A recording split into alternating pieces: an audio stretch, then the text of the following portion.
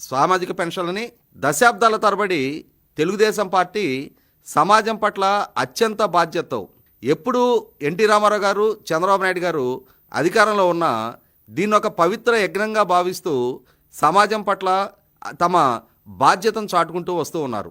30 రూపాయలుగా మొదలైన ఈ పెన్షను 1995-2004 మధ్యకాలంలో ఉమ్మడి రాష్ట్ర ముఖ్యమంత్రిగా చంద్రబాబు నాయుడు గారు కొనసాగిన కాలంలో 30 రూపాయల నుంచి 150% పెంపుదల చేసి 75 రూపాయలు పంపిణీ చేయడం జరిగింది.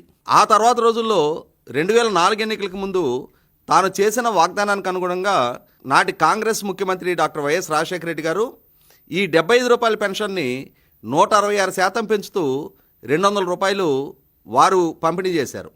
అయితే ఇక్కడ గమనించుకోవాల్సింది ఏంటి అంటే, ఉమ్మడి రాష్ట్ర ముఖ్యమంత్రిగా చంద్రబాబు నాయుడు గారు వారు ప్రారంభించిన అమలు చేసిన ఆర్థిక సంస్కరణల పర్యవసానం బడ్జెట్ పరిమితులు పెరిగిన నేపథ్యంలో రాజశేఖర రెడ్డి గారు కంఫర్ట్గా ఈ 200 రూపాయల పెన్షన్ని అమలు చేయగలిగారు.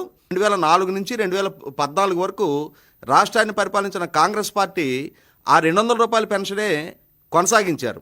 విభజిత రాష్ట్ర ముఖ్యమంత్రిగా బాధ్యతలు చేపట్టిన చంద్రబాబు నాయుడు గారు బహుశా దేశంలోనే ఏ రాష్ట్రంలోనూ అమలు చేయని విధంగా అప్పటి వరకు 200 రూపాయలుగా ఉన్న పెన్షన్ని ఒక్కసారిగా 400% పెంచుతూ, అంటే ఆ 200కి ఇంకొక 400% అదనంగా పెంచుతూ 1000 రూపాయలు అమల్లోకి తీసుకురావడం జరిగింది.